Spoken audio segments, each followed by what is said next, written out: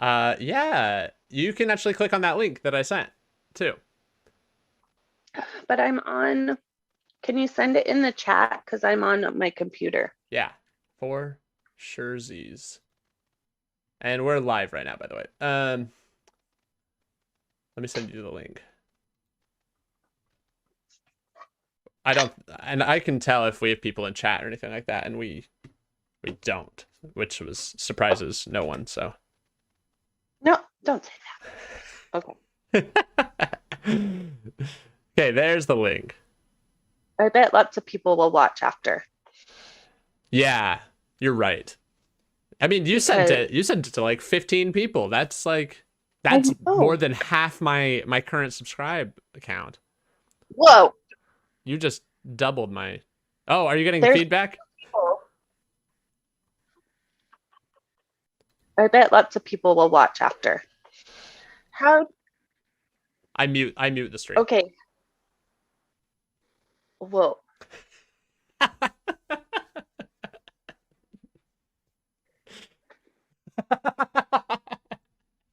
This is so, Just watching your yes. face is so fun. Like I've experienced the reason I'm laughing is because I've experienced everything you're feeling, and I had those same facial reactions. It's like confusion, and then like anger, and then like surprise. Yeah. There's like, oh my gosh, look how it's so, Yes. I'm listening. I can't talk and listen to like Turn off the volume in the 10-second stream. time. Turn off the volume in the stream. Yeah, it was. Oh, wait. So are you good now? Okay. How do we do this? This is not possible because it's through Zoom and YouTube. No. You don't have to worry about the YouTube end. I've got the YouTube end covered. You just Oh, turn off the volume. in Now I YouTube. can't. No, turn off the volume in YouTube. Oh, wow. There's a little mute button in the. Oh, this is going to work fine. Okay, now can I? Wait. Okay. Yeah. Yeah. Okay, Like, so I'm going to watch Zoom, not yes, YouTube. that would be preferred because then you'll have to wait 10 seconds before you... That was beyond anything I ever expected or experienced.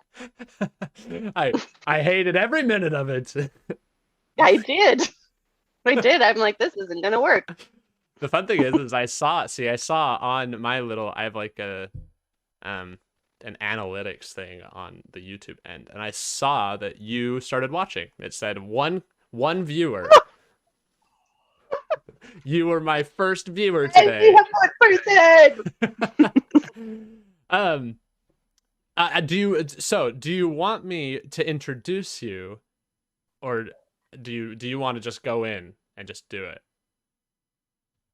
I will let you introduce me because I don't know what to say. Oh good, I have an excellent introduction planned.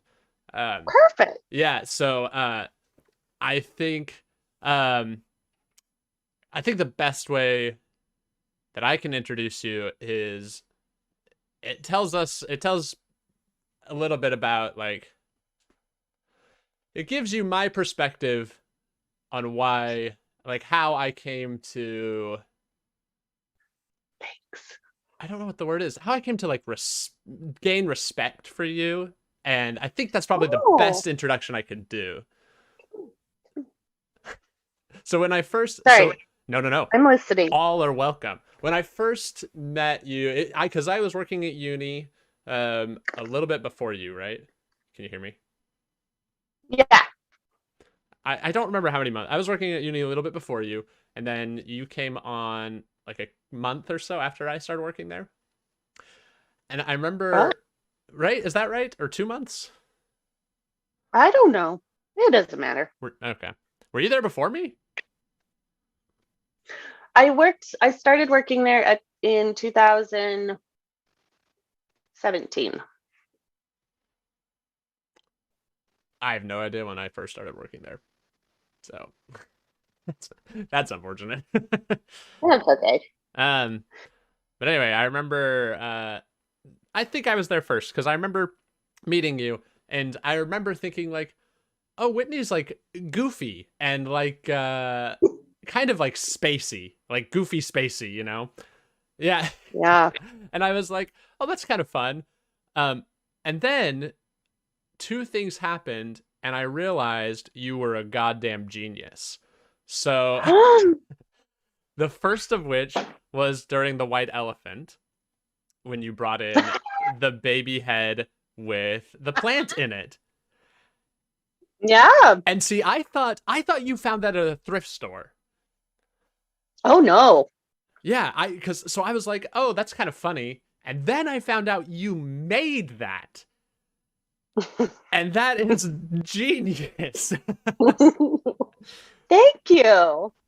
And like Yeah. that was the biggest hit of the white elephant easily. Yeah.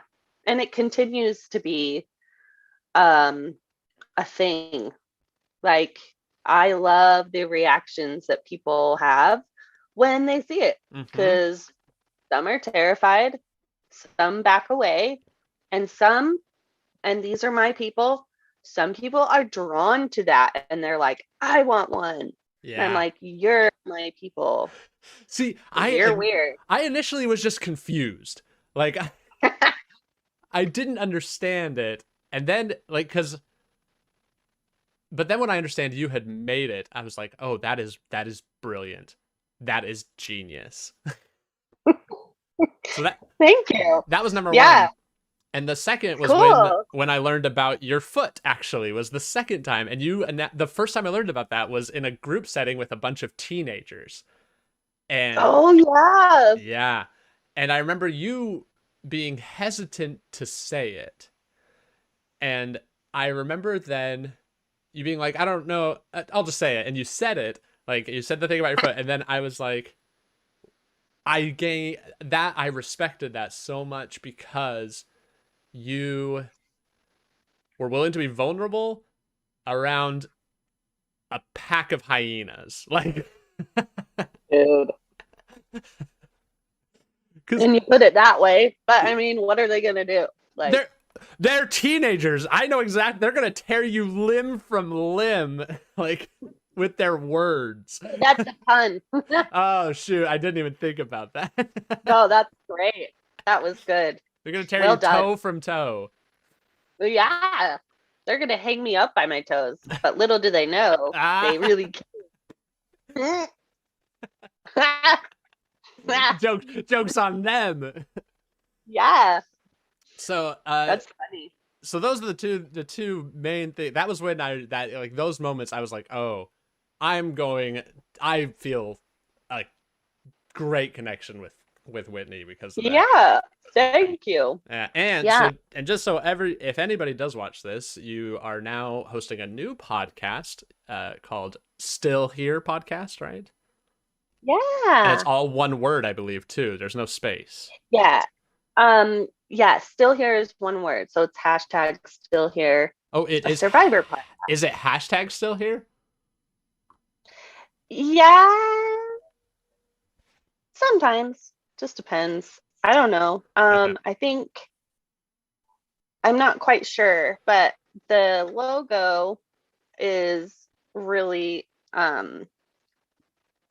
like bright. Yeah. So if you're looking on Spotify or iTunes or Amazon Music or Google or whatever, I'll show you a picture of the logo so that you can find it easily. It is. You're right. It is. I didn't notice that. You're right. It is hashtag Still Here, which is good to know because there are multiple Still Here podcasts, and it's nice to see. Like I didn't. It is good that it's hashtag Still Here. Unfortunately, I think I've told everybody that it's just Still Here podcast. Well, Yeah, so it looks like this.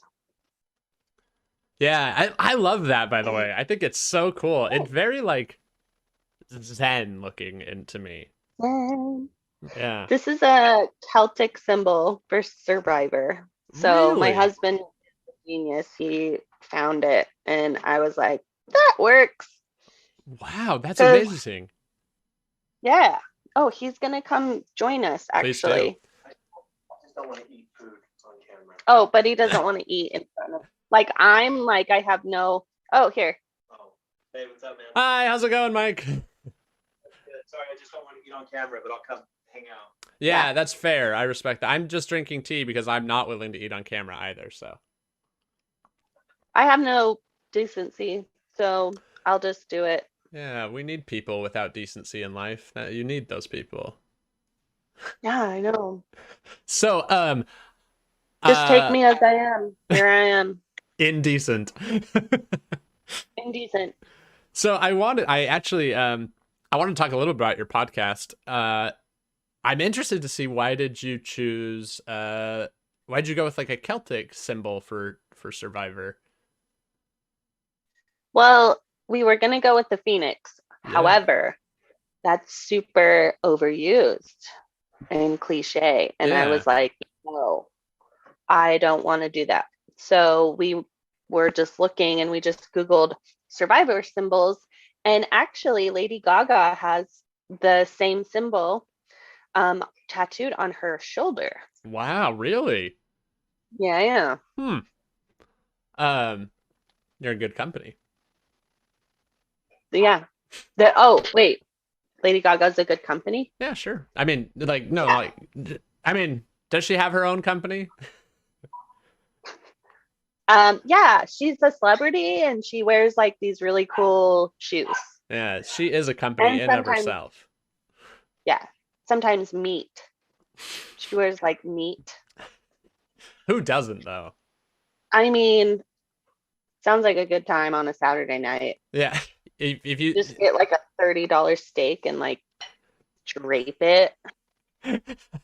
so so far we have golden turds and steak shoulder pads. So I think we're gonna hit every body part by the end of this at the end of this talk. Oh yeah, we got the toast too. We did that too. The what is So, it? Oh, the toes. You're right. oh, yes. Yeah, I think we're gonna do it. So I've listened to a few episodes of your podcast and it has been awesome. I've loved it. The things I love, Thank you. yeah, the things I love the most about it is like, first of all, I love the concept of it. There is definitely too much of a focus on horrible people, to say the least. You know, people that have done horrible things, right? Um, and we like that for some reason, but we a lot of times sweep under the rug the aftermath of these horrible things that have happened. And Mm-hmm. and I think your podcast encapsulates the feelings of both the deep rooted anger that comes from that. Like, we should be angry about these horrible things, and that anger lasts in the survivors for maybe forever. Mm-hmm. But then on the other hand, you also capture there's kind of like an element of hope sometimes. The one with Michelle, the most recent one with Michelle, I felt very strongly that like anger from that horrible relationship that she was in. I don't remember the guy's name, which is a good thing. You called him like Yeah, douche canoe or something like that. douche canoe. I think it was like douche nugget and but Dingle douche. dingle douche, which was I thought that was brilliant. Alliteration and a beautiful thing. Yeah, that was Amanda. That was all her. Yeah, I like listening to Amanda too. She's very she knows her stuff, you know, like She really does. She is a theater major, so she is way better at like interviewing people mm, and talking. And I'm just like, hey man, I've had some head injuries. You need to give me some time to like think and come up with what I'm trying to say. So I think we make a good pair. Yeah, She's so good. She knows how to navigate me. yeah, this is what was funny too, was when she told the joke about the mushroom, the fun guy joke. Oh yeah. I knew that you got it. Like, I knew you understood it because I had the same reaction. She was like, "What do you mean? I'm a fun guy." And then it was like silence. That should be the reaction to that joke. Like, no one should laugh at that. Right. I know. Actually, we kind of planned it that way because I told the other joke about Michael Jackson See, I haven't the heard that episode one. before. Oh, okay. But like I had to explain, not because she didn't get it, but like I felt like she didn't get it and she needed an explanation. So then I was like, get it? Because of this, and this. I started explaining it and it like dissecting it. So then our producer was like, that was funny. Now, next time we're going to have Amanda tell a joke and you're going to act like you don't get it for a while. And I'm going to insert crickets in there.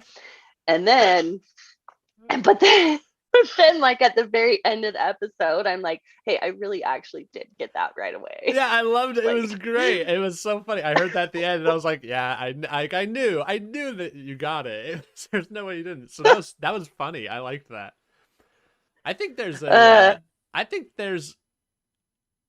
So let me ask you this: when you tell a joke and somebody doesn't laugh, why do you think you explain the joke?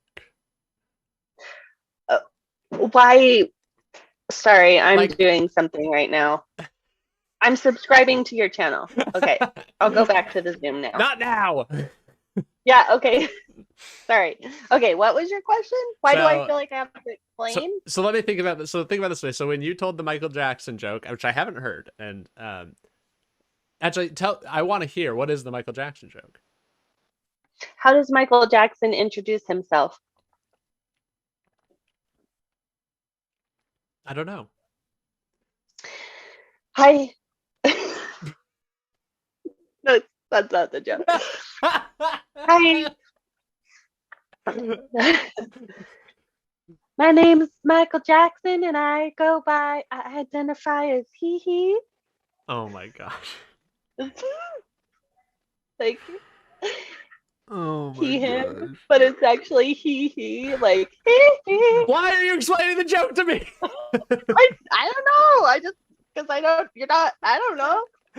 It's not. And I have a story. It's not funny. It's not funny. It is. It is because No, it's horrible. It's so dumb. no. When I first heard it, I was on the unit and one of the patients said it. Of course they did. And the best part of it was I laughed like probably 5 seconds after because I didn't get it.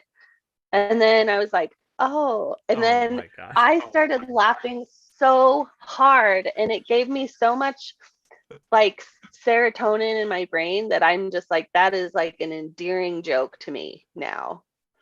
So you just want to spread that same feeling to everyone else. Yeah, but when I talked to the patient, he's like, it's all about timing. And I'm like, I don't have that. It's that's kind of the funny thing though. That's one thing that I find funny is that I laughed more at your explanation of the joke and your like horrible telling of the joke than I did the actual punchline. So in and of itself, you created a new joke out of it by explaining it. Yeah, my poor husband has to put up with me. And he doesn't really have he has a sense of humor, but it's like not my sense of humor. Mike, what's your favorite joke? Oh gosh. How about this? What's a joke that you can remember actually? Oh gosh, not very many. It's usually like the old jokes off of Laffy Tappies and stuff when I was a kid. But what's one of them? Nothing. What were Tarzan's last words? OEO? I don't know. Who Yeah. greased the vine? What is it? Who greased the vine? Oh my gosh. I was like playing baseball. I remember I was probably like 10 years old at a Laffy Taffy, and it said that, and I thought it was like the funniest thing at 10 years old. That was on a Laffy Taffy joke. Yeah. Somehow that's like committed to memory. That is one of the best Laffy Taffy jokes I've ever heard in my life. Yeah. Because I had a boss one time, and she actually had submitted a joke to Laffy Taffy, and it got accepted, and they printed it on the Laffy Taffies. Nice. And they sent her like a box of Laffy Taffies with this joke written on it, and it was why did the belt go to jail? What do you think, Whitney? He was too tight. Yeah, because tightness is a crime in beltness land. No, it's because he held up a pair of pants. Yeah. And see, that's like surface level funny, but the greased the vine is like morbid and like a little dark, and I would never expect that on a Laffy Taffy. I don't know why that's like committed to memory all these years, but yeah. It's like the first thing that comes to mind when I hear joke. I love that. I may actually remember that one, whereas I will forget Whitney's. I've already forgotten Whitney's joke. Aw. That's all you have to do is just say, Oh, the Michael Jackson one. yeah, I told him that. And actually, Mike had the same reaction. Actually, Mike just stood there with no reaction. Yeah, if I when could have left the room, I probably would have, but I'm attached, so And then I started explaining it to him, of course you did. and because I'm like, wait, don't you get it? Like him, he. Yeah. Yeah. It's really funny when you explain it. Like that that to me is I better just feel like I have to. it's better than the joke, honestly. I hope you never don't explain the joke at this point. Can you hear him okay? It's distant, but I can Okay, understand 'cause most the mic, of it. I think, is on this. Oh, you're probably right. That's a good point. I also listened to the pet episode. Oh, Which actually, first of all, thinking about the podcast, the one thing that stood out to me the most, was the most horrible, one of the most horrible things I've heard. And, you know, I've worked in mental health for a long time, so that's saying something, was that he cleaned the church with his wife who was pregnant, and her water oh, this was broke. this is the Michelle story. Yeah, her water broke while cleaning the church, and she goes into labor, and he goes and plays basketball with the youth. Yeah. What? Yeah. I consider myself a pretty selfish person. It's funny because when you were talking about narcissism, I was like, oh yeah, I see narcissism in myself. Like, I'm a very self-centered person, and I've put my wife through a ton of things because of my selfishness. Like, so it's something I've worked on and tried to be aware of. But that moment, I realized, like, oh, I'm not narcissistic. Like, Yeah. If that situation presented to me 1,000 times, I would never do that, ever. Mm-hmm. We all have narcissistic traits, and we all have antisocial traits, but these people that we're talking about are like classic extreme, like, okay, that is a disorder. Like, Yeah. what are you thinking? Yeah. And there is a complete lack of self-awareness. Mm-hmm. Like, yeah. And it's because they can't. They literally can't. Like, it's not possible for them to do it. Like, at least in their current, like, unless they get help, they can't do it.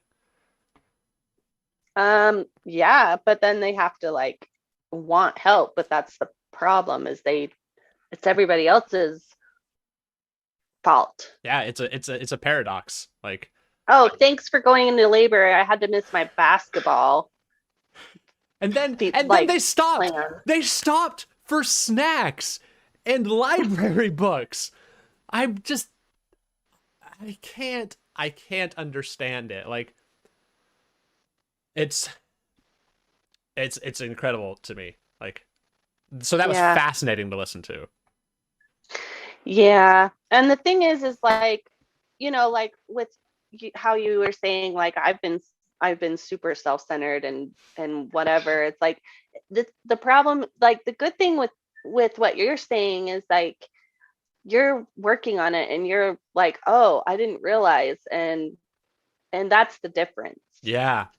Yeah, it's amazing how much, like, I don't know, I've been thinking a lot about change and how to change. And uh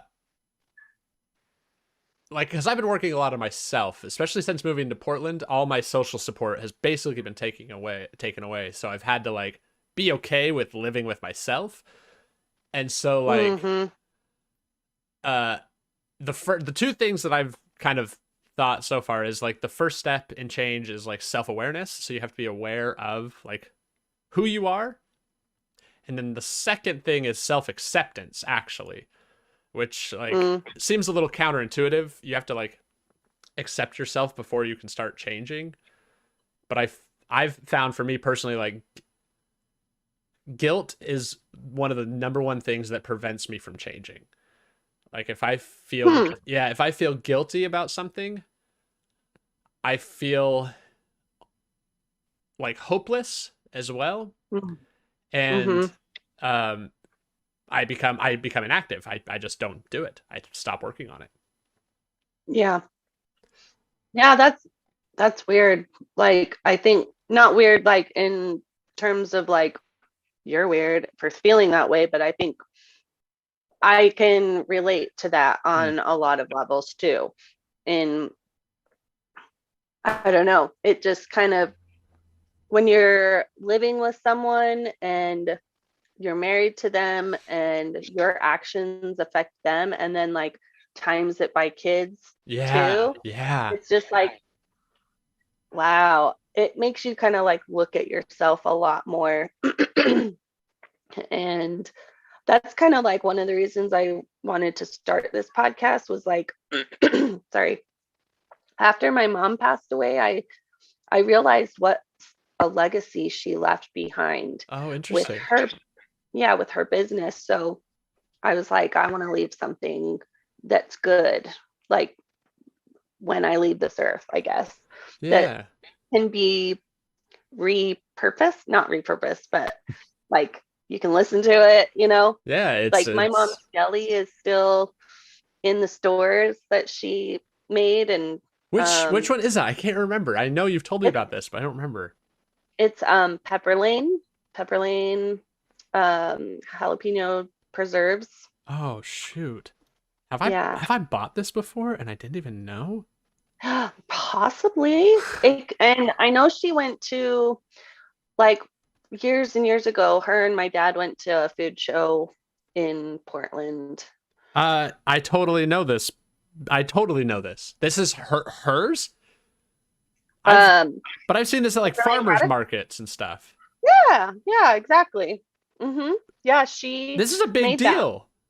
I Like in know. Utah, this is a big deal. I didn't know your mom did this. I've Yeah, had multiple of these before. yeah, The raspberry one is my favorite, easily.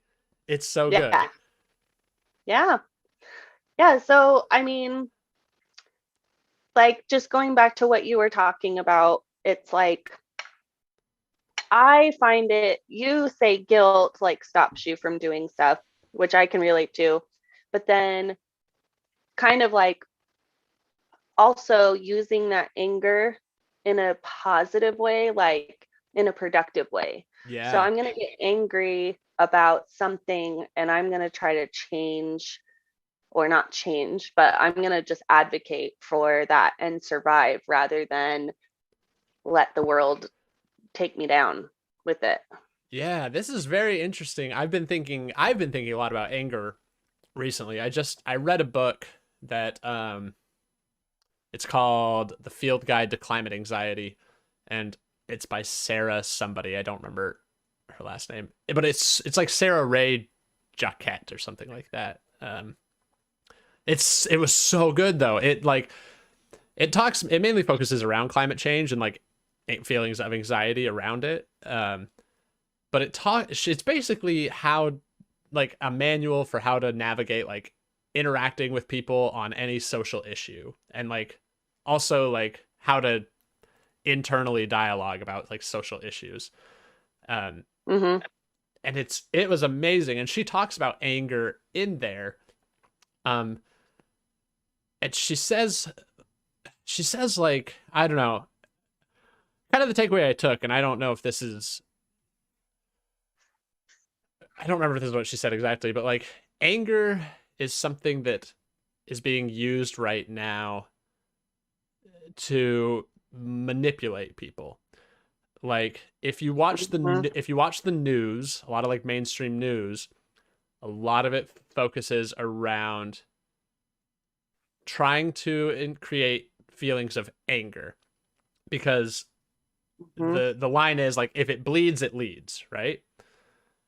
Um and that's and they don't ever give any like help or direction to put that anger, right? So they just make you feel angry, and then you have nowhere to put that anger.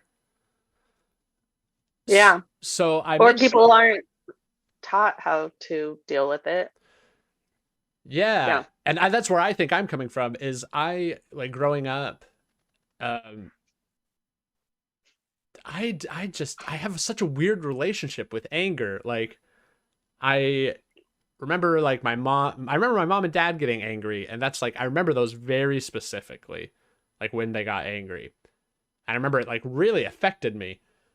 And I think what happened is I started thinking that anger was something bad. And like it's bad to feel angry because you hurt people when you're angry. Because I felt hurt when others were angry. Mm-hmm. And I'm slowly coming to realize that's not true. Like anger is a natural human emotion, and it's something that should be expressed and should be like I don't know, it's okay to feel angry. So I'm interested on your thoughts. Like, do you feel like the podcast that you're doing and everything, do you feel like it's a place to put like some feelings of like a positive outlet for like feelings of anger that you may have, or do you were you more interested in that, like carrying on a legacy like your mom did, or is it both? Oh, I think it's both for sure. And also, just being a survivor myself, I feel like this is my opportunity to have a voice. And a lot of times with women's issues, or not even just women issues, but people who've been abused in some way, are hushed. Mm, So don't talk about it. We're going to put it under the rug. This is going to put a stain on our family or whatever. This is going to affect my reputation or whatever. That's not right, yeah. you know. And so my goal is to kind of just let people feel empowered to tell their story regardless of the consequences that it will bring, because I mean it will cause a ripple effect, um, in one way or another. And there will be positives and there will be negatives to sharing your story. But are you willing to continue to live with it holding you down, or are you hoping, like, do you want to change your life? Hmm. Because really, if you say something that's been weighing on your mind for years and years, and you're just afraid of what might come of it. Um, you know, like we only live one life, and everybody deserves to tell their story, and everyone deserves to have validation and recognition, and to be told, you know what, I'm sorry you went through that. You're so strong, and you are a survivor.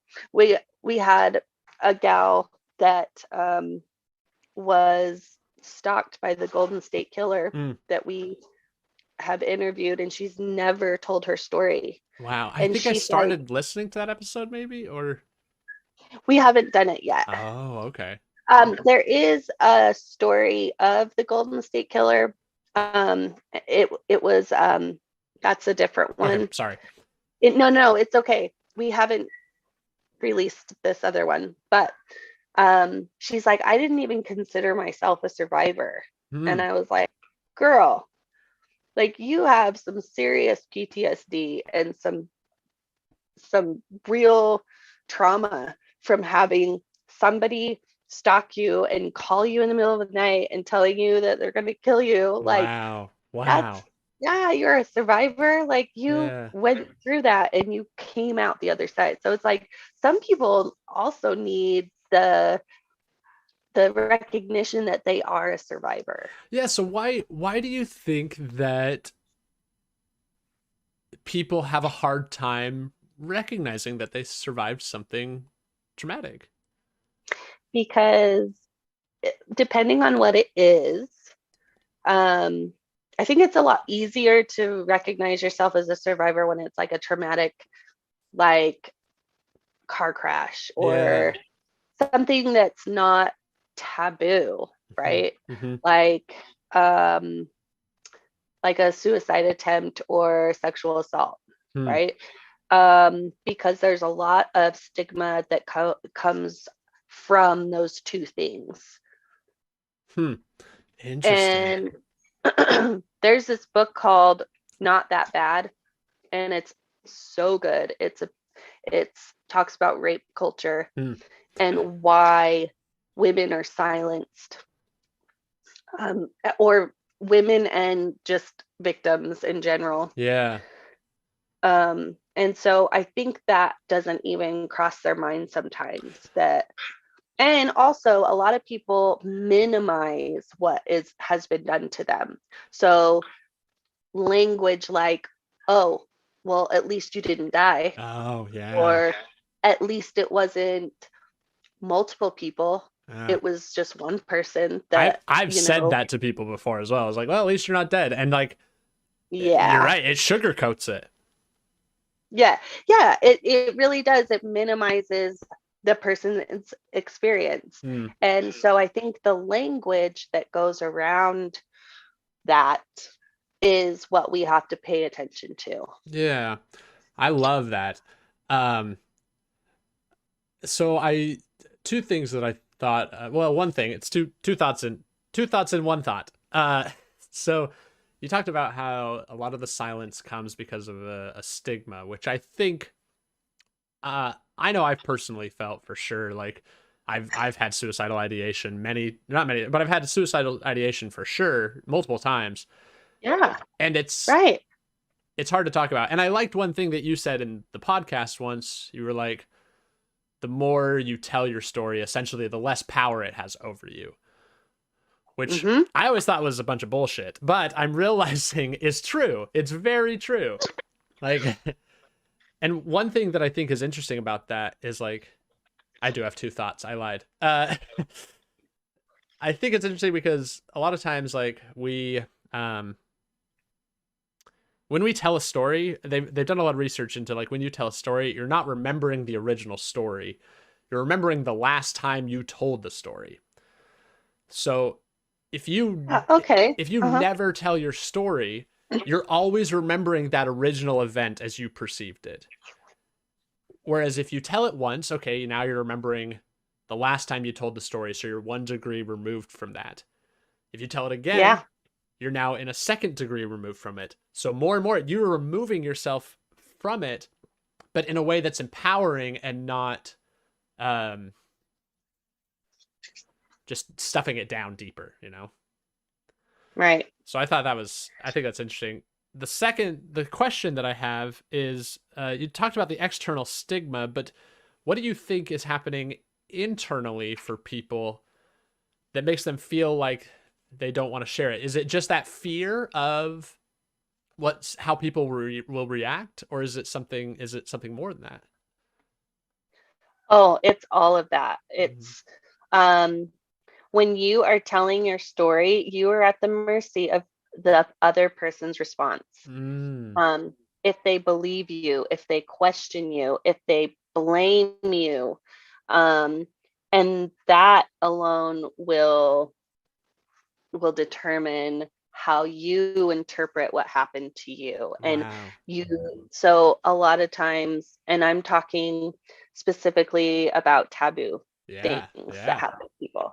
So, or it could even be um like, I don't know how to label the survivor stories that, like, oh, you were stranded in the woods, like, I'm sure there could be a lot of blame associated with that too. Mm, And like Aaron Ralston, for example, who was stuck in Moab and he had to cut his own arm off. yeah. I've heard so many people in our field who are outdoors people say, well, yeah, he freaking asked for it because he didn't tell anybody where he was going. He was a dumbass, blah, blah, blah. But it's like, well, yeah, but he still survived, and he still, like, what he chose to do is still incredible. Yeah. Like, it doesn't, it's like, In that situation, I you die. know? I just die. Yeah, That's what happens. Like, yeah.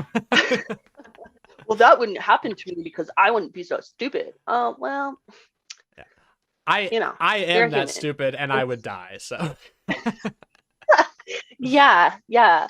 But I think that there's just like, so I'll give you an example. Let's say a person was abused by their uncle or by their dad, and or something, mm, or their mom or their aunt or whatever. Um, and let's say that person um holds a high respect. place in the high place in the Yeah. church. Oh, in the church. I see. I was Yeah, thinking within the yeah, family. Okay. position. Yeah, or like in the community. Mm, What is going to happen when you tell your story? yeah. Nobody's going to believe you. Yeah, and what would even be even worse is if a family member did something traumatic to you and they are liked by other family members, especially like if they're liked by your parents and you told your Yep. parents and that goes against their already formed image, like Yeah. their reaction is going to be, no, that would never happen. Like, I can't believe that. And then you're going to be like, that's going to But kill it did. you.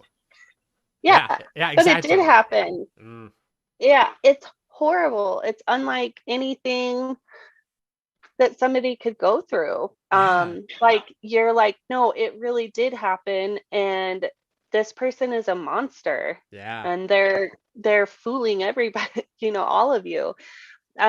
There's I can't remember which episode it is, but Amanda talks about how there was a family member, like in her family, like in the back in the day, Mm, who used to abuse his sisters or something like that. yeah. And like, when one of them told their mom like slapped her Oh, and was like, jeez. don't you ever say that again. And then she was silenced. Oh, So it's crazy because, I mean, that one act against a person is going to affect them their whole lives, and it's going to interpret uh who they are as a person. Like, oh, I'm worth nothing, nobody cares about me, and then yeah. it just goes on and on and on. Oh, So I yeah. know. So this is interesting. First of all, I love this. Like, I mean, I don't love the horrible things, but I love the like the conversation about it. Like, Yeah, same. it's hard to have a platform for these things, and I'm super grateful that you are creating that. I think that's beautiful. Like, Yeah. I really, really am excited to hear that episode coming out with the like actual survivor of the Golden State Killer. Yeah. One thing I was thinking about is like, I think a lot of times it's hard it's hard for me personally to blame, to like, I guess, be angry at or blame my parents for a lot of things that have affected me, because they just didn't know, right? Like, my parents were good parents, you know, like they did a good job raising me. They always provided for me. They gave me a place I could feel safe in my house. Like, and I was very privileged in that way to have that. Not everyone does. Mm-hmm. Um, Mm-hmm. but they definitely did things that will still impact me for the rest of my life. You know, that's the beauty of parenting. And if I ever had kids, I would do the same. Like, I would give them things Mm-hmm. that would hurt them for the rest of their life. Mm-hmm. So, one thing that she talks about in the book that is something was fascinating to me is she makes a case against empathy. She says empathy is actually overrated when talking about like deeply rooted beliefs that people have. Because empathy, a lot of times, you're coming from your own frame of reference. So you're saying, like, oh, I know how you feel. I know I've been there. Like, I know how you feel. And so, like, that's important for you, but it's not always important for the other person to hear that, right? Because Mm-hmm. you don't know how they feel. Like, Wow. you maybe know 1% of how they feel, but not 100%, Yeah. you know? Yeah. So Exactly. she makes a case for compassion, um, saying instead, like, well, not, but feeling instead, like trying to understand what they're feeling rather than trying to feel what they feel. Like, does that make sense? Yeah. Yeah. And I think that we just naturally want to be like, we naturally want to, oh, this is my puppy. Such a Uh, cute puppy. I love him so much. It. Hero. Oh Um, my gosh. this little Bodie. Bodie. Hey, Uh, Bodie. No. All right. Oh, he's so cute. Hi. Hi. Oh my um, gosh. a little puppy break with this deep conversation. I Um, only have one puppy in here. is it the meat? Is it the jerk one or is it Nope, the? it's my firstborn. Hey, Nona. Iona, come here. She's the best dog. Oh, Nona, old dog, come here. Come say hi to the camera. She's harder to pick up. Ugh. Oh, Oh my hello. goodness, she is. She's Yeah. sweet. Oh, she's my Oh, sweetheart. She's not happy with oh. this. She's like, I'm old. Why are you picking me up like this? um, I I think that I don't know. It's hard. Yeah, I because like my first instinct when you started talking about this was like, well, yeah, you're gonna be focused on how your parents affected you, but then like in my situation, I'm like, I have kids, so like I'm constantly thinking about how I'm affecting my kids, Yeah. no longer thinking about how my parents affected me. And like, I'm Mm. kind of like a lot more like I have forgiven them, like Yeah. in terms of like, oh, this is actually really hard to be a parent and you don't really know. But that's like really invalidating to you Yeah. because you're in your position and that's almost shaming you for Yeah. feeling the way that you are. So it's like, how do you not do that? Yeah. That's coming to another level of consciousness, which is I think is what we're trying to accomplish and what we're talking about. Yeah. Yeah. That's fascinating. Oh, that's tough. That's a really I tough one, know. isn't it? Because it's something we can't even understand it. If it's a different like level of consciousness, we Hmm. can't understand it because we literally can't get there yet. Like, wow, that's Yeah. amazing. Or like I used to think that, like I very much spent, and I'm not saying you do this, but I spent a lot of time resenting my parents. Yeah. And like now that I look back, I'm like, oh shit, I was like way wrong. Like I had it so good, Yeah. comparatively speaking to a lot of shit we see in our profession. But I think that just comes with, I think we gain that appreciation over time, Mm. and through age and exploring these things Yeah. that we're talking about.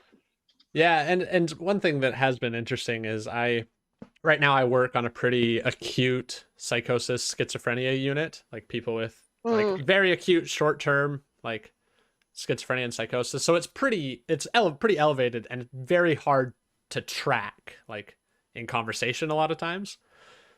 So I've had to learn to stop listening with my brain and like had to listen with my heart more. And it's been beautiful. It almost has been like a different level of consciousness because like it's connecting with people on an emotional level rather than a intellectual one, which Yeah. I wouldn't say Yeah. that's not my natural state. My natural state is up here. Like I live in my brain constantly. Part of the anxiety is like I'm always here, you know. Yeah. And so shifting that down to like my heart and trying to listen with my heart and try to understand how they're feeling rather than what they're thinking has been amazing for me. Like what like what advice, I guess, or what tips would you give for people who are like approached by somebody who has experienced something traumatic and has survived? How would you say they can be a support for the person that's coming to? How can they react in a way that the person who's telling them about this thing that happened to them can feel supported, I guess?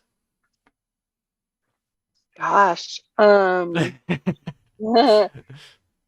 It's so easy to tell people what to do, but Yeah. then it's like, am I going to respond that way? Well, how would you respond? Like I think you only know how you would respond, right? So what would you do? I think it would be helpful to validate and to ask them to tell you more. Like, tell me more. Like, how did that feel? How are you dealing with this? Do you want to talk about it? I think just getting those feelings and identifying them. I love that. Yeah, that would be the best way to support. Don't say stuff like, "Oh yeah, that happened to my cousin," or like. Oh, I've done that. I do that. Yeah. I do that all the time. Oh, I do it all the right. time. Yeah, we've all responded the wrong way. Yeah. Like, oh, did you report it? Well, why not? Like, well, there's like umpteen reasons why I didn't, because nobody will believe me, or cops are mostly men and assholes or whatever. There's just like all these reasons. But like just saying, wow, like you went through that, like tell me about it. Tell me, how does it affect you on a daily basis now? How, like, if we were still in the Kavanaugh era, but like when he was getting sworn in, like, is that triggering you? Yeah, I can understand that. It triggers me too. Like, just, I don't know, just being compassionate. Yeah, I love that as well. It's approaching it from a place of like genuine curiosity. Like I think you're right. I think like, because that felt very like, I think it is just being authentic and genuine, right? Like, yeah, because that's all you can do. And if you mess up, you're at least being true to yourself, like, and you can't be faulted for that. Whoa. Sorry, there was a dog fight. Dog fights. Oh my gosh. They feel your energy and they just want to fight. Right. They're just angry about all the things. I know. I'm angry too. But we all hate injustice. We get it. I honestly felt very validated when you brought up my doll head planters, because Oh. when I started doing that, my sister and everybody was like, "That's weird." Yeah, And it I was is like, weird and it's beautiful. but then I thought I took it as a shameful thing Mhm. at first, but then I was like, I don't care. I like, so it's kind of like a choice. Like if you're Yeah. going to, I just appreciated your appreciation for it. I appreciate your appreciation of my appreciation. Yeah. um, Great. no, We're all appreciative. One thing I love about the baby heads, this is how crazy art is, because it's all about, you have your own thought like about why you're making it, but to me it's beautiful because it's like taking something that's like kind of grotesque, like Yeah. a limb of a doll that looks like a child, and separating it from what we consider to be a natural state of being. That's gross, Yeah. And then I feel adding, gross doing it. I can just see you in your garage, like twisting a baby head and being like, pop, Yeah, I don't enjoy that part. That's not something that I'm just like, okay, Yeah. And but then like putting something in it that can, like, it represents like life and like yeah, and like regrowth and beauty, and like that is the juxtaposition of those two things is beautiful. I love it. Did you smoke weed before we met? No, I haven't. I didn't. This is how I think all the time, like, Oh, okay. when I do weed, it's like this, but times 100. So you Oh my you gosh. don't want to be around me at all. It's horrible. Me and my friend actually just barely, this was so funny. We just barely did edibles together. And he was like, "Do you want to do meditation?" I was like, "Yeah, more than anything." And we did Wim Hof like breathing meditation, and it was crazy. It was one of the craziest experiences I've had in my life What's so a far. Wim Hof? Wim Hof is the guy that like takes baths in like ice water. Like, he's like Scandinavian. Have you seen this guy? He's like a big beard. So No. to give you a brief rundown, you essentially hyperventilate, and then you hold your breath. You actually hyperventilate, and then you exhale, and you hold your breath while you're exhale, or like after you exhale, and you can hold your breath for up to like a minute and a half without having to breathe in. Wow. Because you super oxygenate your blood. And it's your blood that your lungs needs, the oxygenated blood, not the actual like oxygen. And so like it's bonkers. I will tell you this, I felt my blood slow down in my veins. And it felt like I was dying. And it was amazing. It was amazing. I felt like I was dying. Yeah. And going back to fear, I've been thinking a lot about, I actually have a video coming out, I think tomorrow, about fear. And I think all fear leads back to fear of death. So like the more we can get closer to death in life, the more comfortable we'll be when we actually die. Like, you know how crazy you sound right now. Oh yeah, no, I do. And it's been a little concerning for me, because working with like the active schizophrenia psychosis unit, I like am thinking, am I headed this direction? Like, is this where I'm going? Oh, no. We'll see. You did just call me crazy, so I Oh, well, okay, hear me out.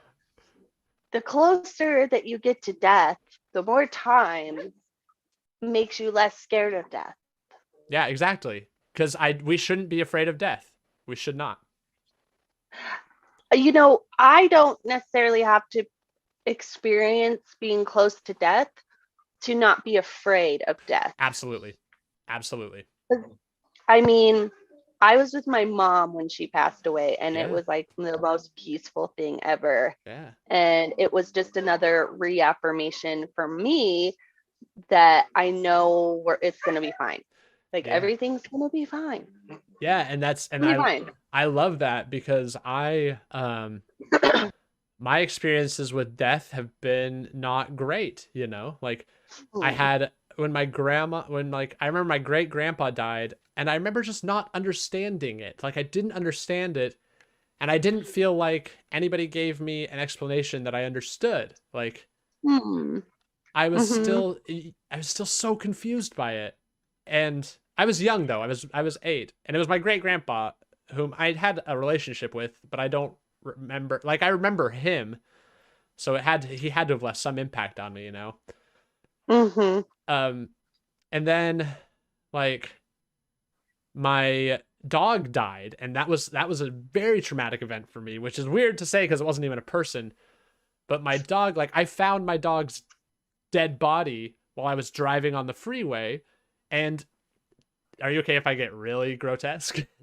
Yeah. My dog got hit by a car on the freeway and her head got knocked off from her body about 15 feet. So she got decapitated. Like, and I saw it. That is traumatic. Yeah, and I saw it while I was driving to a hockey game, and like, it was, and I saw it, and I thought that it might be that, and I had to go back and check, and I found it, and I just that was one of the worst things for me. Like, it's horrible. That will mess you up for Yeah, sure.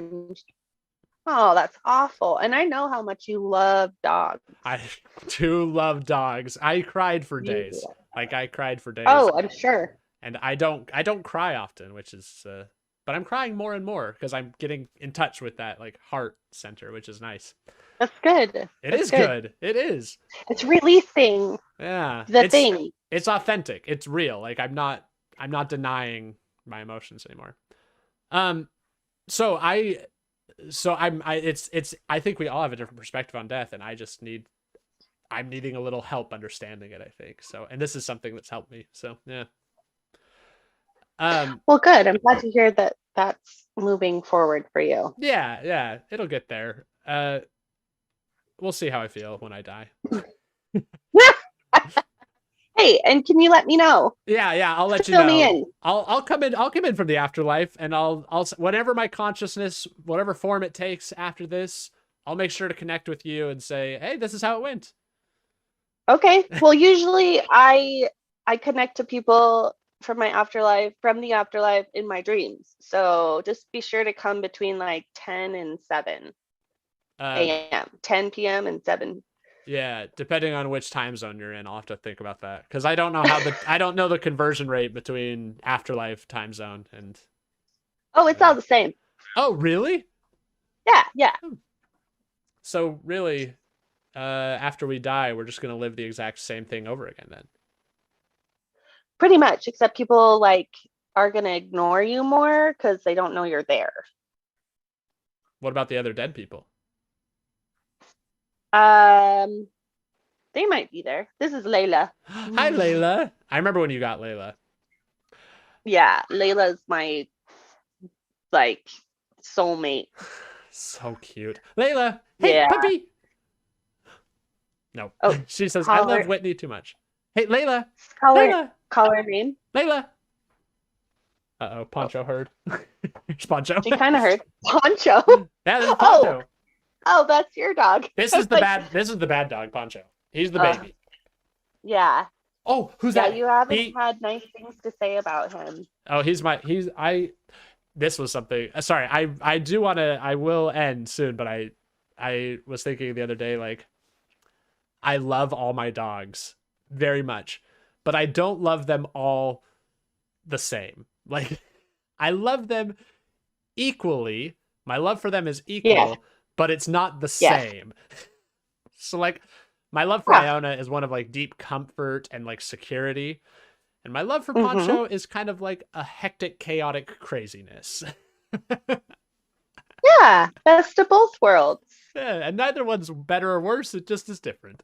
And then I thought it's such bullshit when people say that they love all their kids the same. That is not true, okay? You might love them equally, but you love everyone different, all right?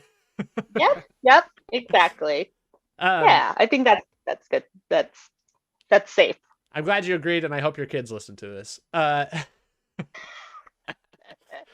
Do you want to end with a game or do you want to end with a story? Are you telling the story? You choose. I tell a story, or you choose a story, or we both tell a story. Like, what's the story about?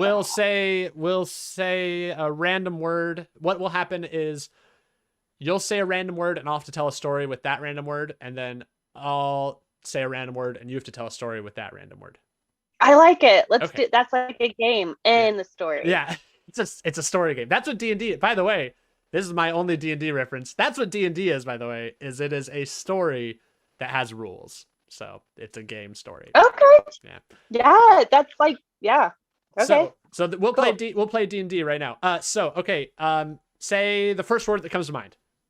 Joseph Smith.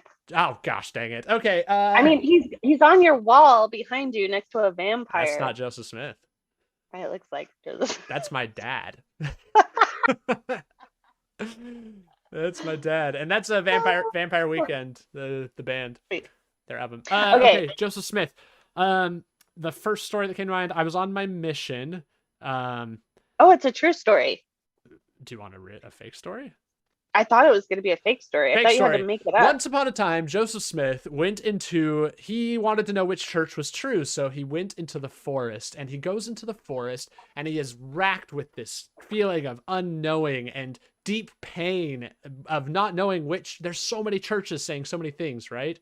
He doesn't know which one's true. He wants to choose the right one. He wants to make the right decision. So he is praying all day in the woods, and he looks next to him, and he sees some mushrooms on the ground, and he says, "Oh, I'm starving. I've been praying for 12 hours straight. I gotta eat something." He takes the mushrooms. He sits there and he keeps praying, and then he gets this overwhelming feeling of death and destruction entering his body. It's like an evil influence is coming, and right as he feels like he's going to die, he submits to death, and he says, "I'm ready to die." And he submits. And it's that moment that the mushrooms kick in full force. He opens his eyes. He sees God and Jesus Christ standing in front of him, saying that he is going to be the leader of the new true church. That's my story. I like that. It's a little twist. Yeah. I am going to be honest. I didn't make that up. That is a theory that people said that Joseph Smith like mushrooms? Yeah, that's how he experienced the first vision, was a hallucination. They actually, some people argue that's the basis of all religion, is magic mushrooms. So that's whoa. Yeah, have you done mushrooms? You don't have to answer honestly if you don't want to. I did once by myself. Whoa. Actually, and I was like younger, like. Let's see. I think I had just finished college. So I ended up, somebody gave me this puck of chocolate, like this big. What? And yeah, it was like mushrooms in the chocolate. Oh. And half of it just on my day off. Yeah. And it wasn't a very good experience because it lasted forever. And then the next day, my mood was like so low. Wow. Interesting. But like my dog looked really scary. The TV show I was watching was like really scary. Wow. The walls were moving. Interesting. And I haven't done it since. Yeah. So set and setting. I'm going to do my first mushrooms on Sunday, tomorrow. Tomorrow's going to be my first experience. Oh, okay. I'm extremely your first? Yeah. I'm very excited and very nervous. So are you going a microdose, or like how are you deciding how much to do? I think I'm doing 2 to 3 milligrams or something like that. So my friend, I don't know how much. My friend has done them, and he's gonna be my spiritual guide through it. He's gonna stay sober and guide me through the trip. So I'm excited about that. So you should record it. I don't want to. For your reference, not anybody else. Sure. That's actually why I'm doing this channel, is because I don't care if anybody watches. This has been very therapeutic for me. So I'd love if it's selfish, and if other people like it, great. If not, I'm getting something out of it. Yeah. I don't want to record it because it will be in the back of my mind that it's being recorded the whole time, and I want my mind to Well, be not thinking about that. that's fair. But in the future, I might record future trips. Yeah. Okay, you want to do story now? Yeah. Okay, let's do, I'm gonna make it something D&D related and see how good you get. Let's do magical ring. Magical ring. Yeah, tell me a story about magical ring. It can be true or not true. I don't care. Either one's fine. Magical ring. First thing that comes to mind. Go. Okay. Oh man, this is hard. Like magical ring? Yeah. Magic ring. Magic ring. Okay. So can I just say if I had a magical ring? Yes, perfect. Do it. Okay. If I had a magical ring, it definitely would work a lot like the Lord of the Rings, where it would like make me disappear, but then also it would give me other superpowers like the ability to eat as many peach rings as I want, because peach rings are my favorite candy. And I would eat them invisibly. Is the 'cause then magical there's- ring just a peach ring that you slide over your finger? Yeah, actually it is. How did you know? And then I would be able to like just be invisible Mhm. sometimes. And then I could like prank call people. You can prank call And- people without being invisible. They can't see you. It'd still be fun. Be like, I'm invisible. I And can't tell. then I can't I tell could who's calling me. actually- They must be invisible. And then actually I could go to the zoo and I could jump into any place and I would just come up to the bear and just hug it Yeah. while it's asleep You and I do. would snuggle it. You do know bears have an excellent sense of smell. So they would probably smell the peach. But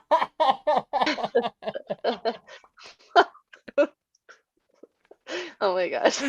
By the way, that was D&D. We just played D&D right there. That's what you do. That's Oh. it. Yeah. Well, I really like this idea now. If you ever I want could to do a lot of things. If you ever want to play, you're always welcome. I'm playing actually later today. I'm playing at 3:00, but it lasts a long time. It's long, but Yeah. I'm kind of Yeah. thinking. I'm thinking of doing. I want to do something a little different. I want to run a game for everyone in the game. I want to be essentially somebody that identifies as like a woman, because I've only ran for men. Basically, I've run for very, very few women, and so I think it'd be fun to do a game entirely comprised of women as players. So Wow, that'd be cool. yeah,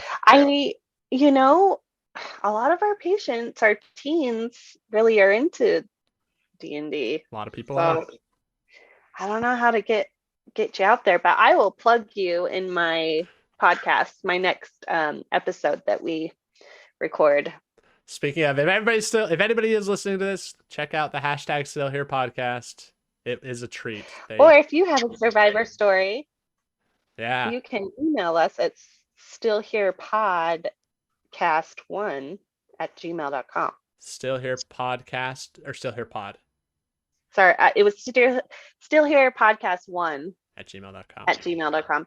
We do have a at stillhere.com, but just do the Gmail one. Okay, so still Here podcast at 1 at gmail.com. Yeah. Okay. Yeah. Send your survivor stories. Do it. Anything Yeah. else? Anything else you want to plug? Your channel. Let's plug your channel on your channel. If you're What's your overall goal? make sure if you're watching this channel to watch this channel. Subscribe and put the bell so Oh, you know that's right. every video. That's right. Smash that subscribe button and lightly Yeah. lightly caress that bell. Yes, absolutely. What's your goal for your channel? Wow, great question. It's changing all the time. I'll say initially it started out as some place that I could talk about the things I'm passionate about. Um, because I think about D&D 70% of my day is thinking about D&D. It's in my brain all the time. Maybe a little less, but it's pretty close. And nobody wants to hear my thoughts on it because it's like when you're passionate about something and the people around you aren't passionate about it. You Yeah. can't talk to anybody about it simply because they will leave the conversation right when you start talking. Story of my life. Exactly. So YouTube, captive audience, and if nothing else, it gives me a place I get to talk about my thoughts and feelings, and then I listen back to them, and it helps me think about them and process them. So it's therapy with myself. If you build it, they will come. Yeah. The second reason is that, though, I would love to have a place where I can find equally as passionate people about mental health and D&D, where I can have conversations with people about that and form those connections. Oh, I love that. I love that so much. Kind of like what you're doing with the Survivor thing, but with D&D and mental health. So yeah. Yeah. Why do you think? Okay, sorry. I know this is going long, but No, I do want to. I love it. I have nothing today. You're the one with a schedule. Yeah, well, that's okay.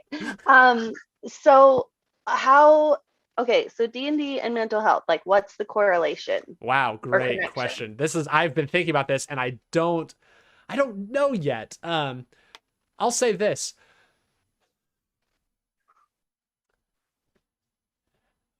What? Okay. I'll tell you my personal thoughts on it recently.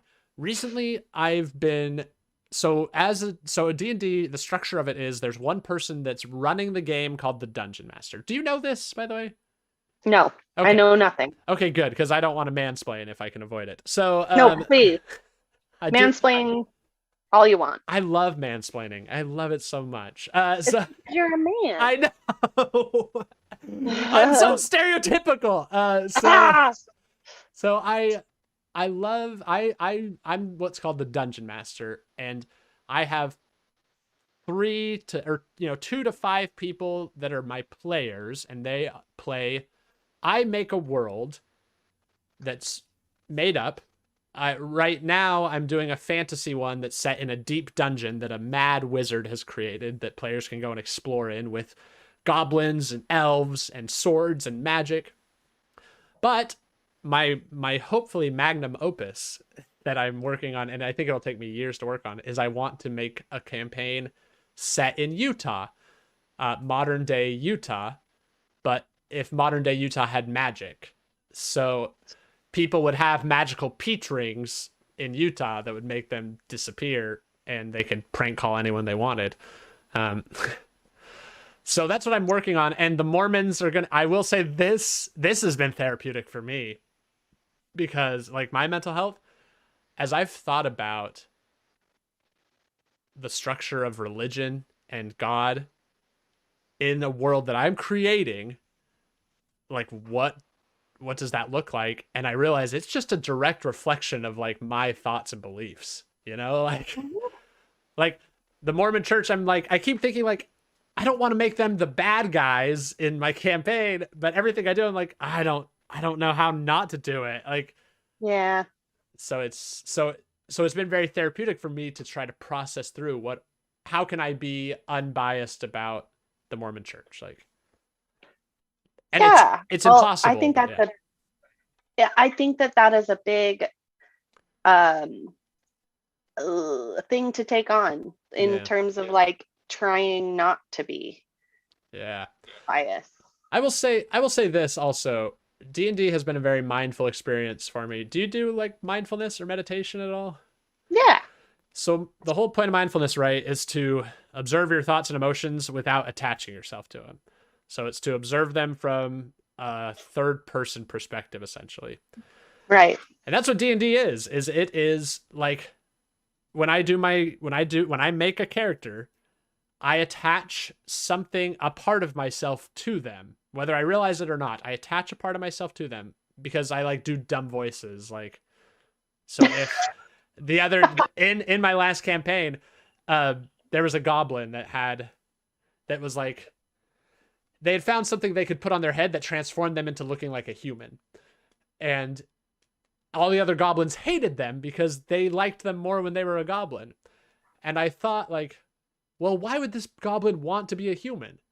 Like, what point would they have? And I had to do this on the spot because somebody took the circlet they were wearing off their head so they would become a goblin again. And I thought, well, why would they want to look like a human? So I made this goblin the most pathetic goblin I possibly could. And I'm going to do the voice for you because it was perfect. And he talked like this. He said, "No, I don't want to do that. No, don't make me do that." That was his voice for like 30 minutes. I had to do that voice.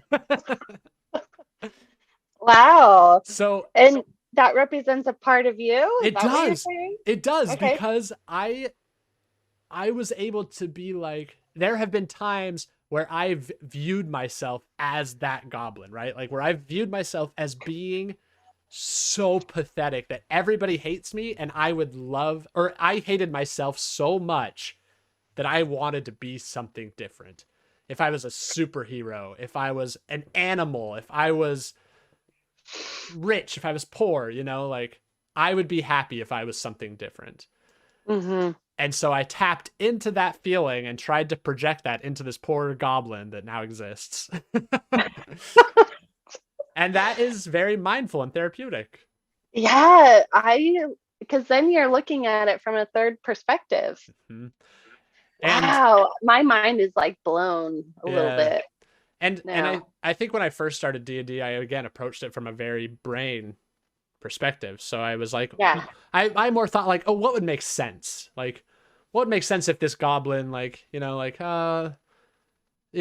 he just likes being a human. Maybe he thinks he looks cool, which is totally valid, but taking D&D out of the brain and moving it into tapping into something that you feel at a core level, that to me has made the game amazing. I think you have something with this concept. Yeah, we'll find out. I mean, it's a seed. It's a seed right now. So yeah, I think that this idea is definitely. Are you a recreation therapist? I know, right? To me, my gosh. That's what I've always hated about recreation therapy, is that you're trying to force some agenda that you had into a game. And I always thought that way. And I realized I was thinking about it wrong. Like, so to me, it'd be like, oh, why am I playing this game? Because I want to talk about communication, because I want to talk about so I was thinking, what makes sense? How can I tie this in? How do I make it work? And that's the wrong way to think about it. It's more like, when you were participating in this activity, what did you feel? Yeah. And then tapping into that, taking it out of that brain and moving it into the heart. Like, that's where I think I messed up, and I'm trying to work on that now. I really like that idea. Mike just walked into the room. Hi, Mike. And I want to ask him. So Mike plays Warhammer. Yeah. I don't know what the difference is between Warhammer and D&D, but Warhammer is so complicated. But we were just talking about how creating characters in D&D and using the characters as different personas of yourself. So like there's a pathetic part of yourself, there's a strong part of yourself, there's a brave part of yourself, and you're putting them into these characters. And then therefore using the game as like a therapeutic experience for the people, right? Yeah, sure. That's fair. So like, do you do that with your characters? I think to a degree, you know what I mean? But I think it's more than just even like Warhammer or D&D. I think that a lot of the times that's kind of the big draw for video games in general. Yeah, that's a great point. Can you hear him? Yeah, that's a great point, actually. Yeah. Yeah, because because like any kind of game, essentially, if you think about it, like whether it's D&D, whether it's Warhammer, whatever, it's like all of us start on an equal playing field. It's like we all start at the beginning, and then whatever we grow our characters into is like what we want them to be. Yeah. So whether that's like the best version of yourself, or whether that's just virtues that you deem, to be important, it's like you can kind of personify yourself through that character and then the way that they behave. Yeah. So I think that a lot of people like games because of the fact that it's like, first off, there's rules, it's fair to a degree. Yeah. You know what I mean? Yeah. We're all playing by the same rules, which oftentimes in life is not the case. Never. It's never the Life case. is never fair, we're all born into different situations, and some are born into wealth, some are born into poverty, and people struggle and they deal with things, but like video games and games in general is a way to kind of escape that kind of almost harsh reality and play on a more level playing field. So I think I digressed a little bit from your guys' conversation. No, that's brilliant. Self-image into somebody like a character, but I think we definitely do that, and I don't know what kind of D&D you play, but like the Warhammer that we play, it's not necessarily like the role playing where it's combat. Yeah, it's combat. So it's like actually tabletop, there's little guys, it's a point system, and you just kind of like, actually have a battle. I mean, I love it. I've been playing this since I was like 13. That's so cool. Like we had to write short stories, and I actually wrote my short stories based on like battles. No way! I would love to see those. That is awesome. That's so cool.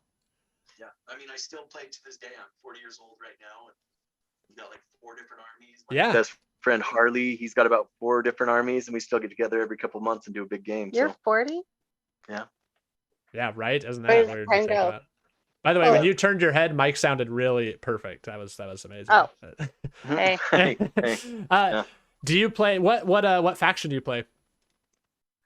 So like Warhammer's actually just in the last 5 to 10 years kind of gone through some big changes. I'd heard started that. In like this. Yeah, it started in the 70s, and it basically started with like this world that it was kind of dying. You know what I mean? It had been essentially invaded by this kind of force called chaos, which is kind of like, chaos is, it's a long, complicated thing, but essentially chaos is set to take over the world eventually. But like the races in the world are actually putting up a fight against it. Chaos is like demons and everything, and kind of like unreality and all this stuff. It's crazy, but the Vermintide. Yeah. Well, Vermintide was actually a catalyst for the end times. Interesting. But it was weird because like the game's always been set up on like the world is going to collapse at any minute, right? But like the good guys keep pushing the boundary back. Yeah. And it was like that since the 70s. But then they did a campaign in the early 2000s to where they were calling it the end of times, and they wanted actual players to submit their battle results.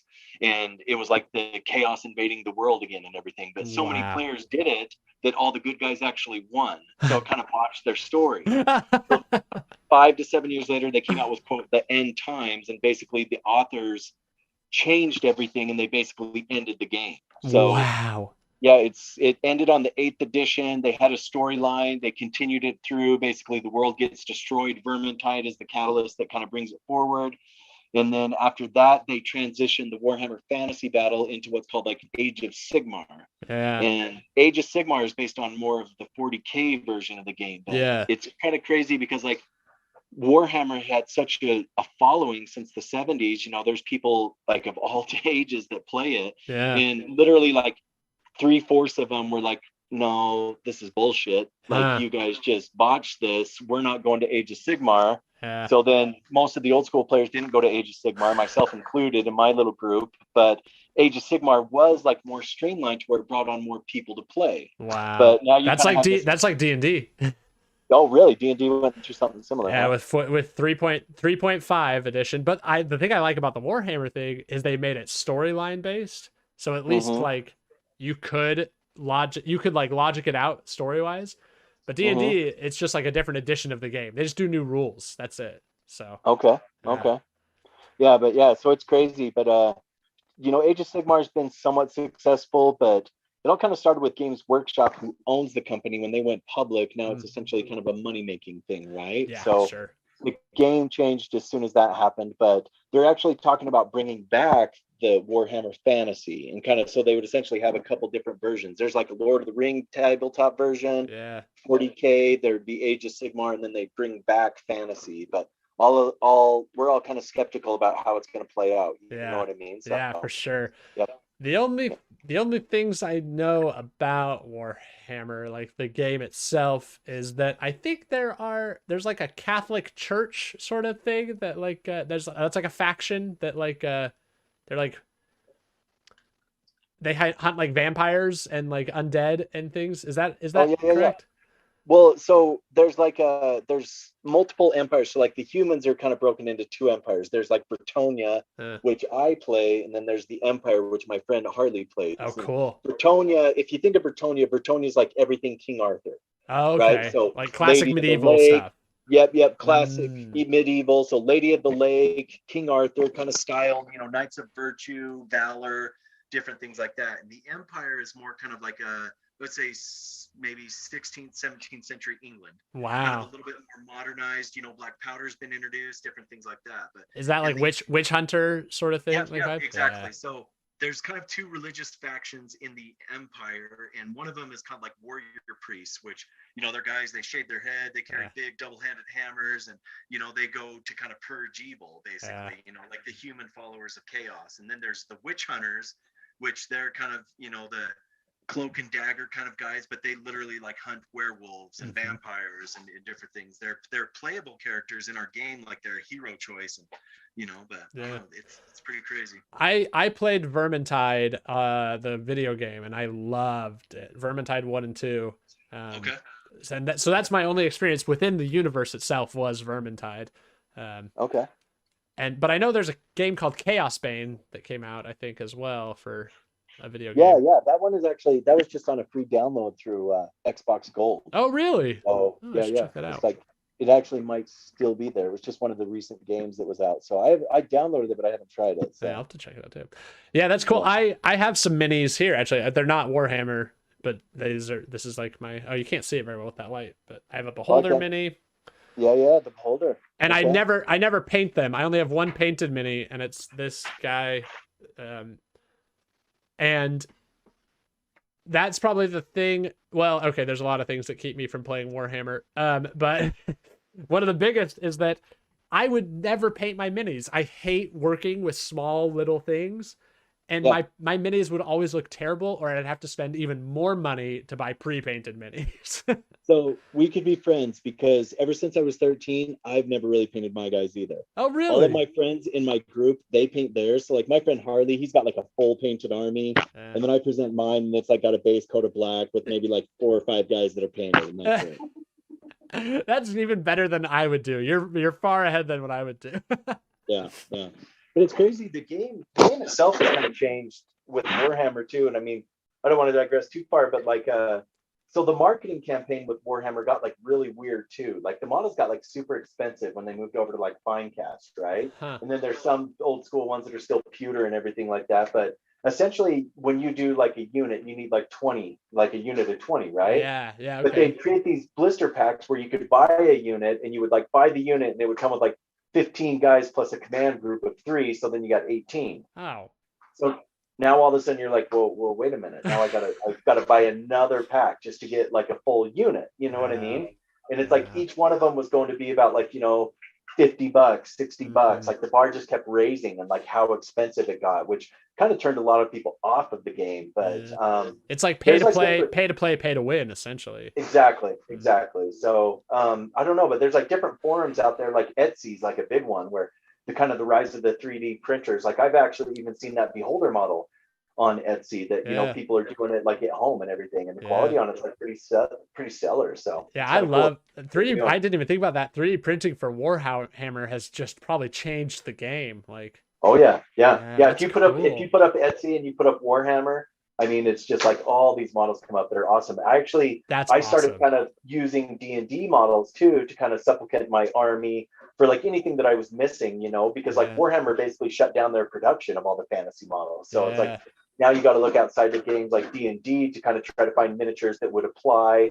Hopefully they're the same scale, different things like that. But yeah. Interesting. You have some guy that's like 2 feet taller than everybody else. Right, yeah. You always kind of try to stick within that like 28 millimeter kind of a deal. Interesting.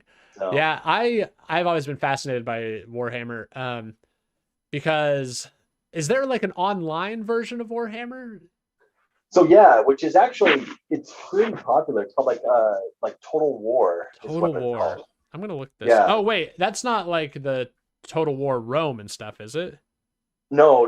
It's just like Warhammer Total War, but it's like basically large scale battles. You know what I mean? That essentially you just set up on the computer and you can play, and you play against other people. It's a pretty popular game. It's gotten some like quite a bit of notoriety, which is actually half the reason people think that they're trying to bring back the fantasy version of the game, because it's like Total War has actually been so successful. Yeah, I wonder. I might have one of them on my computer actually. I need to check and see, because I always wanted to get into it, but the rules are very daunting for me. So I already have so many rules of games in my head. Adding more is like, I don't. It feels like something's gonna get kicked out. So right, yeah. You've only got room for so much, right? Yeah, exactly. Okay, like.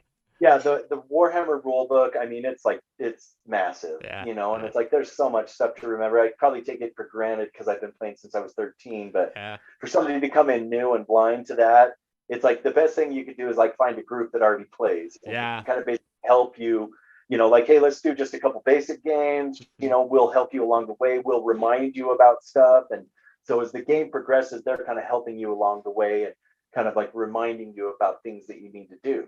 You know what I mean? Just to kind of remember. But essentially, it's a strategy game. It's just like a huge, like overcomplicated game of chess, basically. Yeah. It's because I just started playing chess, and that was where I was like, maybe I should try Warhammer now that I like. And D&D combat works similar. It has a grid. You can do a grid system. It has rules based on grid system and stuff. Have you played D&D? Yeah. Yep. Okay. Then you know. Yeah, I played it like back in the day. We did the role play version of that and Warhammer, and one called Palladium. Oh yeah. Played kind of like the Hero Quest, you know, that they did, which is kind of like a spin-off, you know, which you started to utilize the miniatures, you know, and like a dungeon setup and everything. So yeah, that's awesome. Is it possible to play virtually? Like Warhammer? I don't know. That would be really tough. Hey, that's your. You'd have to set up like 2 corresponding armies, and he'd have to move my guy. It would be really, really complicated. Yeah, I think. But like, I bet Total War, like. I bet on Tabletop Simulator they have Warhammer. I bet they have it on that. And if you could do when VR becomes more popular, I think Warhammer would be very possible in like a VR setting.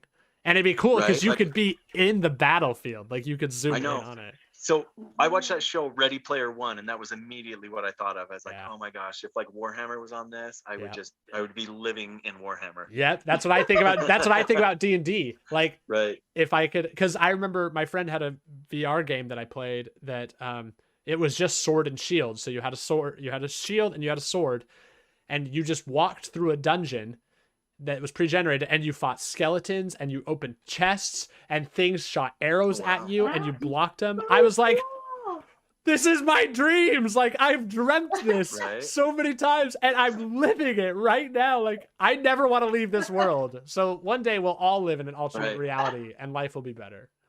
Yep. Right. If we're not already. I mean, yeah. Fair points. Fair points. Different conversation, though. That's a different conversation. when Jeff wakes up and we're all in his dream, and we'll see what happens to our consciousness from there. Exactly. Well, I think I'm gonna head off. I'm gonna stop the stream here. Is there anything you guys want to talk about before we end? No. Thanks for having me. Yeah. Periodically. I'm so glad that you guys got to nerd out, and thank you for plugging my podcast, and I will plug your channel. I bet your plug has a lot more weight than mine, because mine is like I have 40 followers on Twitter. So do you think Twitter's a good like marketing tool? Yes. I think all social media is a good marketing tool if it's used correctly. What was the last one? I think all social media is is probably the best marketing tool that we have, the best free marketing tool that we have right now. Yeah. For anybody. I think so. That being said, social media is also a horrible place, and it is Satan himself probably created it. So it's it's Yeah. a double-edged sword for sure. So Okay, so you have 40 followers on Twitter. Have you ever like thought about reaching out to like other recreation therapists? Because no, I bet there's other right therapists just like you who do this kind of stuff. it would be fun to play a game of D&D with all rec therapists. Also, that would be fun. Yeah.